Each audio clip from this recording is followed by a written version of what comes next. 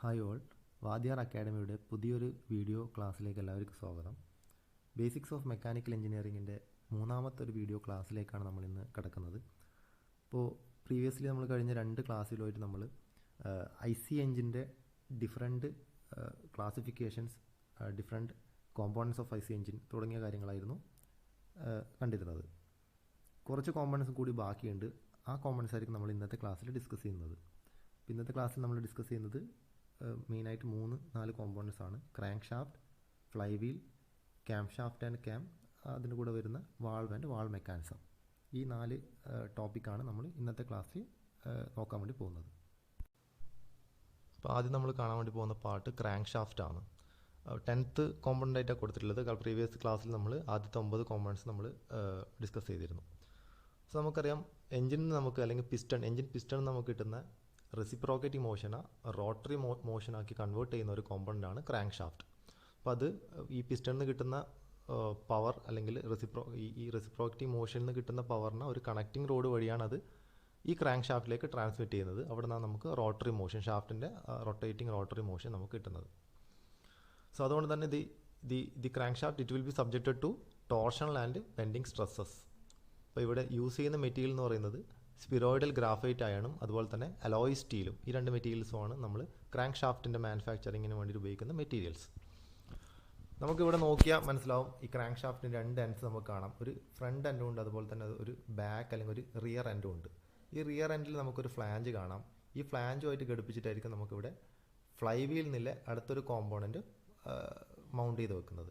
അതുപോലെ തന്നെ ഇതിൻ്റെ ഫ്രണ്ട് എൻഡിൽ ഘടിപ്പിച്ചിട്ടാണ് അല്ലെങ്കിൽ ഇവിടെ മൗണ്ട് ചെയ്തിട്ട് നമുക്ക് വൈബ്രേഷൻ ഡാമ്പറും അതുപോലെ തന്നെ belt and drive pulley systems ഒക്കെ വെക്കുന്നത് അതിൻ്റെ ഫ്രണ്ട് എൻഡിലാണ്. അതാണ് അടുത്ത സ്ലൈഡിൽ പറയുന്നത്. Front end of the crankshaft carries the following parts, that is gear or sprocket which drives the camshaft. Camshaft എന്ന ഒരു കോമ്പൗണ്ട് ഡ്രൈവ് ചെയ്യാനുള്ള ഗിയറും സ്പ്രോക്കറ്റ് കാര്യങ്ങളൊക്കെ ഘടിപ്പിച്ചിട്ടുണ്ട്. അതുപോലെ തന്നെ vibration damper and drive belt pulleys, ഇത്രയും പാർട്സാണ് നമ്മൾ ഇതിൻ്റെ ഫ്രണ്ട് എൻഡിൽ ഘടിപ്പിച്ചിട്ടുള്ളത്. അതുപോലെ തന്നെ അതിൻ്റെ റിയർ എൻഡിൽ മൗണ്ട് ചെയ്തിട്ടുള്ളത് ഫ്ലൈ വീലാണ്. Rear end of the crankshaft carries the fly wheel. Okay,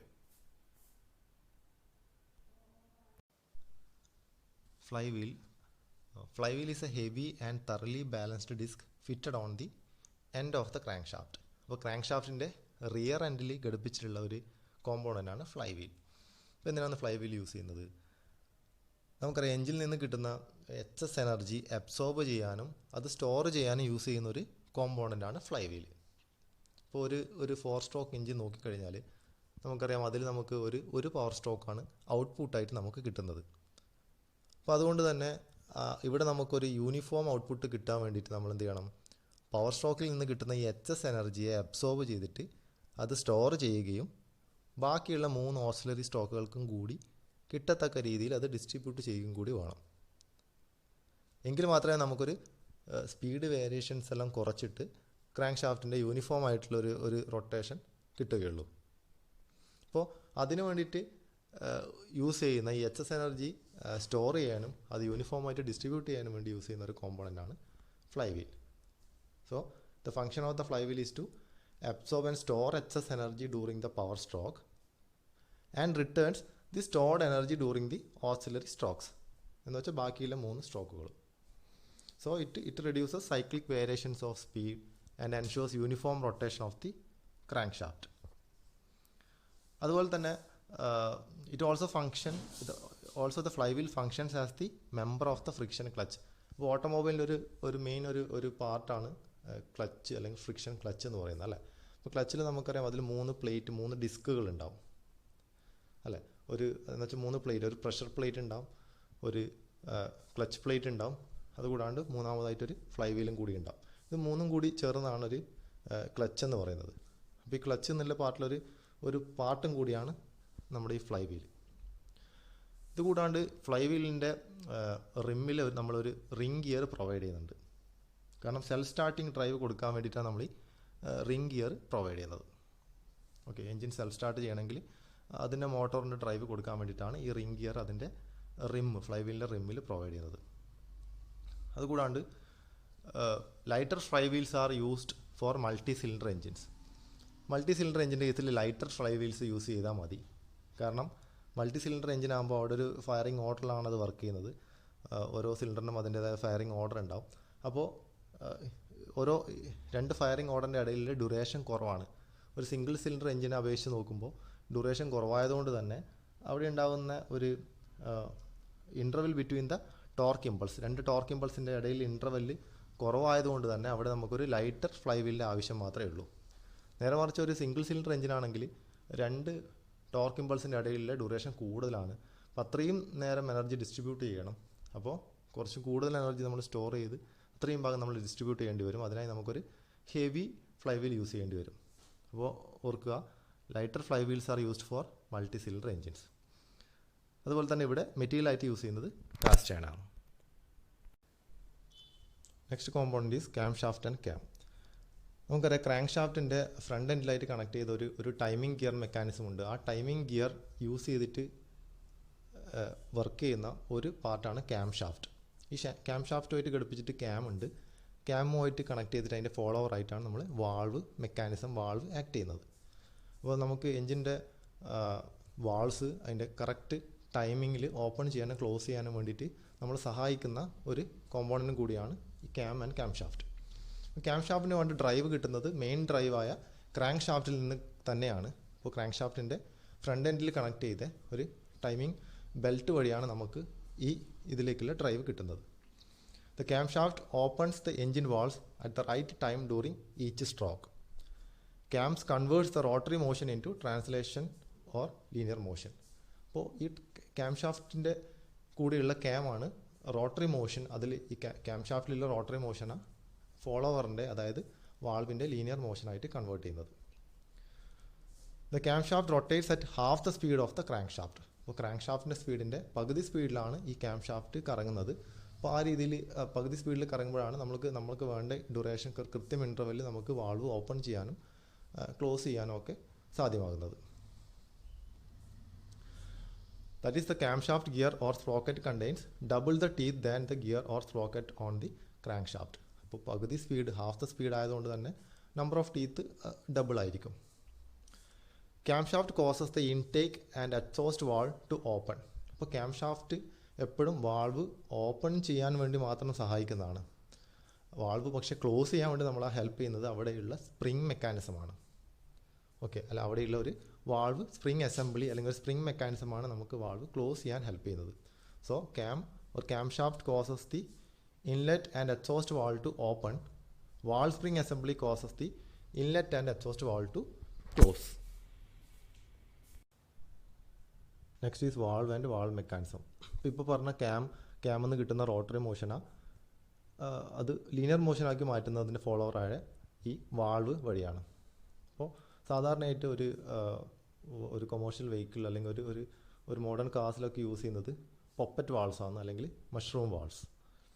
അപ്പോൾ ഈ വാൾവ് ഈ ഫിഗറിൽ കാണുന്ന പോലെ ഈ വാൾവിന് ഒരു ഫേസ് ആംഗിൾ ഉണ്ടാവും. നോർമലി 30 to 45 ഡിഗ്രി വരെയുള്ള ഫേസ് ആംഗിളാണ് പ്രൊവൈഡ് ചെയ്യുന്നത്. പക്ഷേ മോർ കോമൺ ആയിട്ട് കണ്ടുവരുന്നത് 45 ഡിഗ്രി ഫേസ് ആംഗിളാണ്. നമുക്കറിയാം 2 വാൾവുകൾ നമ്മൾ യൂസ് ചെയ്യാറുണ്ട്. ഇൻലെറ്റ് ആൻഡ് എക്സോസ്റ്റ് വാൾവ് ഉണ്ട്. എപ്പോഴും ഈ ഇൻലെറ്റ് വാൾവിൻ്റെ സൈസ് കുറച്ച് എക്സോസ്റ്റ് വാൾവിനെ കമ്പയർ ചെയ്ത് കുറച്ച് ലാർജർ ആയിരിക്കും. So inlet or intake valve is having a larger size and compare to the exhaust valve.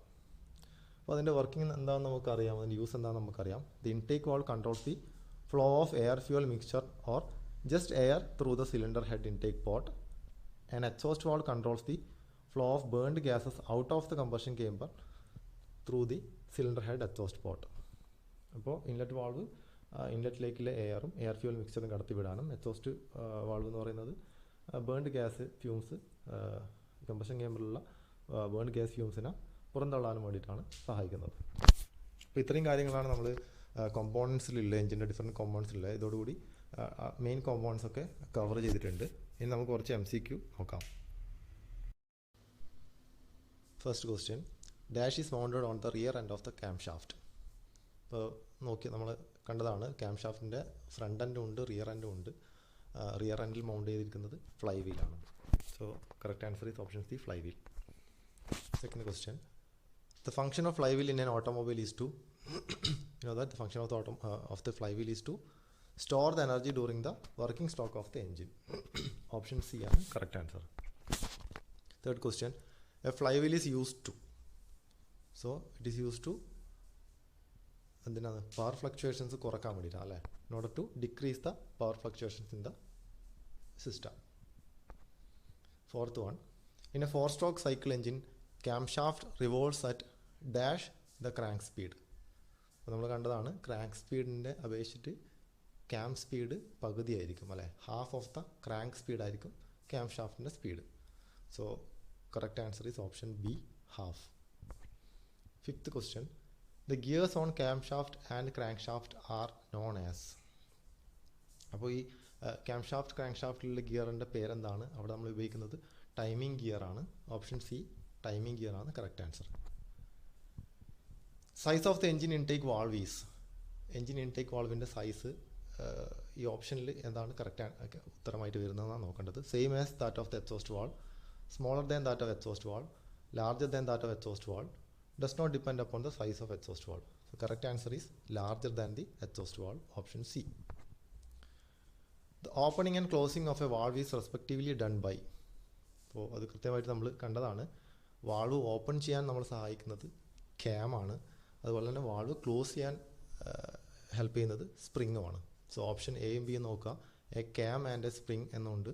Option ബിയിൽ പറയുന്നത് a spring and a cam ആണ്. ക്വസ്റ്റ്യൻ കൃത്യമായിട്ട് വായിക്കുക. Opening and closing of the valve is respectively done by ആണ് ചോദിക്കുന്നത്. So answer is option A, cam and spring. The vibration damper on a crank shaft reduces the. ഇപ്പോൾ vibration dampers നമ്മൾ use ചെയ്യാറുണ്ട് crank ഷാഫ്റ്റിൻ്റെ front എൻഡിലാണ് use ചെയ്യുന്നത്. അത് നമ്മൾ യൂസ് ചെയ്യുന്നത് ടോർഷണൽ വൈബ്രേഷൻസ് കുറയ്ക്കാൻ വേണ്ടിയിട്ടാണ്. In order to reduce the torsional vibration. Option C ആണ് കറക്റ്റ് ആൻസർ. ഇത് question, valve face angle generally kept in the range of.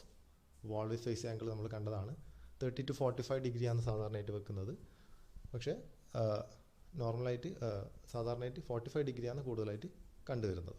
So correct answer is option B, 30 to 45 degree. ഇത്രയും ക്വസ്റ്റ്യൻസാണ് നമുക്കിന്ന് ഈ ഒരു സെഷനുമായിട്ട് ബന്ധപ്പെട്ട് പറയാനുള്ളത്. അപ്പോൾ അടുത്ത വീഡിയോയിൽ പുതിയൊരു ടോപ്പിക്കുമായിട്ട് വരുന്നതായിരിക്കും.